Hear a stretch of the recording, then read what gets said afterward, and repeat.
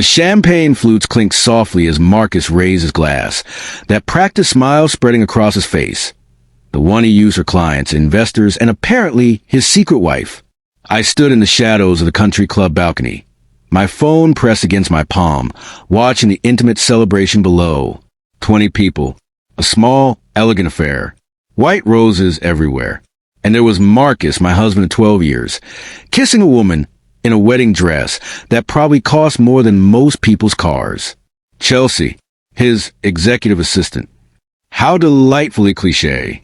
I'd suspected for months. The late meetings, the cologne that smelled different, the way he'd started going to the gym religiously. But suspicion and confirmation are two very different beasts. The confirmation came 3 days ago when I hired a private investigator named Diane, who had the personality of sandpaper but the efficiency of a Swiss watch. The photos she provided were thorough. Marcus and Chelsea at the courthouse 6 weeks ago, a legal marriage. Tonight's event was a celebration he'd told me was a corporate retreat in Aspen. I took another sip of my wine and made the call. Jonathan? It's Emma. I accept the offer. Yes, the full $15 million. Cash sale as we discussed. Marcus thought the house was in both our names. He was wrong. My father, brilliant attorney that he was, had advised me years ago to keep my inheritance property separate. The Pacific Palisades estate overlooking the ocean had been my grandmother's gift to me, transferred solely into my name before Marcus and I even married. He'd spent 12 years believing he owned half of everything. He'd renovated the home theater, installed the infinity pool, hosted countless parties. He'd built his entire identity around that address, dropping it casually in conversations, posing for magazine features in our living room. And now, Jonathan Reeves, tech mogul and the highest bidder in a market where $15 million barely got you a teardown, would own it in 72 hours. I watched Marcus dance with Chelsea, his hand on the small of her back. He'd told me he was working late tonight. He'd kissed my forehead this morning and promised to be home by 11. My phone buzzed. Diane, got the additional intel you requested. Bank statements show he's been funneling money into an LLC. Looks like he's planning something. Want me to dig deeper? No need, I texted back. I have everything I need. The moving trucks arrived on Thursday morning. I'd spent the previous 3 days systematically packing my belongings, my clothes, my books, my grandmother's jewelry, the art I'd purchased before the marriage. Everything that was mine, legally and morally. Marcus had texted around midnight on his retreat, saying he'd be back Friday evening. Perfect timing. The movers worked efficiently, loading everything into a storage unit across town. I left the house staged beautifully. All the furniture Marcus had chosen, the gadgets he'd bought, the status symbols he'd accumulated. Let him think everything was normal until the very last moment. I left an envelope on the kitchen counter. Inside, divorce papers, documentation of his bigamy, illegal in California. As it turns out, printouts of his hidden bank accounts, and a deed to the house with the sale information highlighted. And a note. I kept it simple. Marcus, congratulations on your marriage. I hope Chelsea appreciates the irony that you married her while still legally married to me, making her the mistress at both weddings. The house sold for $15 million. I've already moved out. Since it was my separate property, you're entitled to exactly nothing. I've filed for divorce citing fraud and bigamy. My attorney will be in touch. The locks have been changed. The new owners take possession Monday. Don't contact me. Contact my lawyer.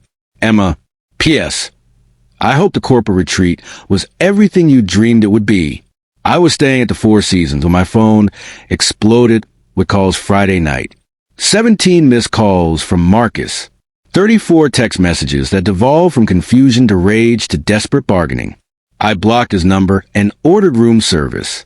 Saturday morning, he showed up at my sister's house, where he thought I might be hiding. Rebecca, bless her soul, told him I was traveling internationally and that he should go to hell but slowly. His voicemail to my lawyer was the highlight of my weekend. This is fraud. That house is OURS. I put $200,000 into renovations. She can't just sell it. I'll sue. I have rights. My attorney, Patricia Chun, had laughed so hard she nearly choked on her coffee when she played it for me. "He has no rights," she said, wiping her eyes. "None. And the bigamy charge?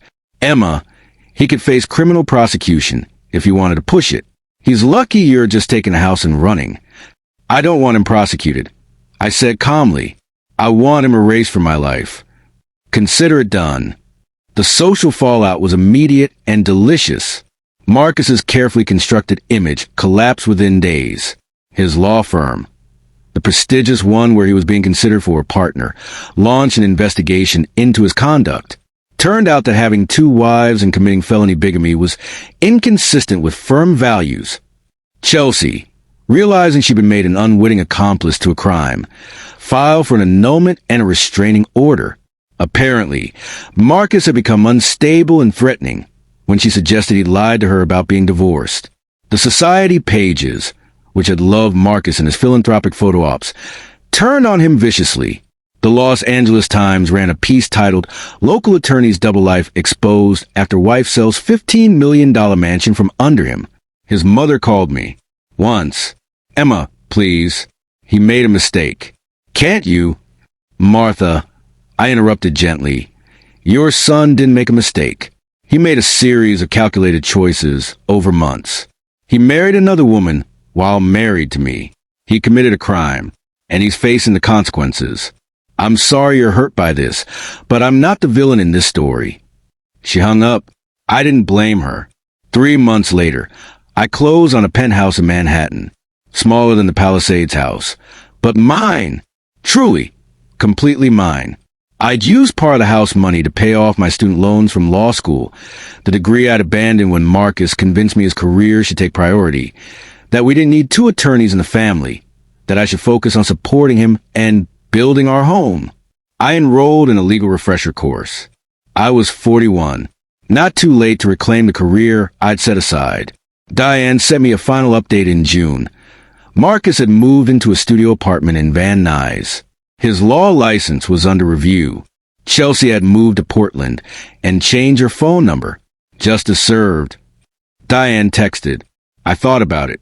Justice wasn't really the right word. Justice was too clean, too simple. This was something else.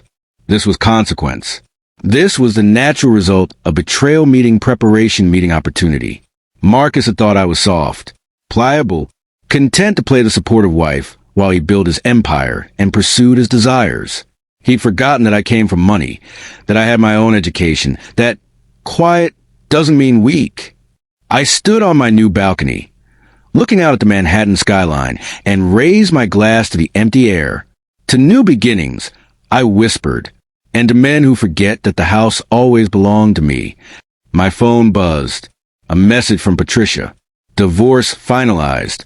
You're officially free. Congratulations. I smiled, deleted the message, and went inside to start my homework for tomorrow's class. The best revenge, they say, isn't revenge at all. It's living well, and I intended to live extraordinarily.